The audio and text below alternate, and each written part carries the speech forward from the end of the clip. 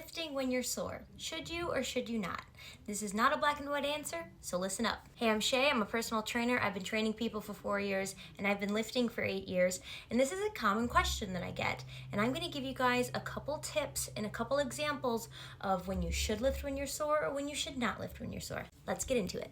I'm also getting ready for the gym to go hit legs, and I think I might make this a series of gym tips before the gym. Let's do it. Okay, for my first answer, it depends. It really does. It depends how sore you are, it depends what muscle group you're training, and it depends how much recovery time you've had. And it also largely depends on how well you know your body and pushing your own limits. I've been training for a long time, so I know my body very well. I know when I should push it, and I know when I should not push it.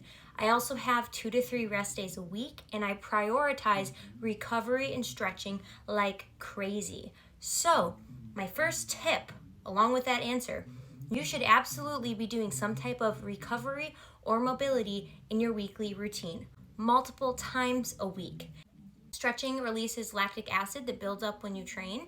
And if you really want to prevent injury and you just want your muscles to feel a little bit more limber, you should be stretching. If you're weight training and not stretching, you're doing it wrong. Tip number 2, listen to your body. If you are training your upper body and your lower body happens to be sore, you can absolutely still train. Matter of fact, you should. That should really not affect you. However, if you're training your lower body and your lower body is still really sore and you've only had a 24-hour or 48-hour recovery period, you might want to either go a little bit lighter or train a different muscle group that day.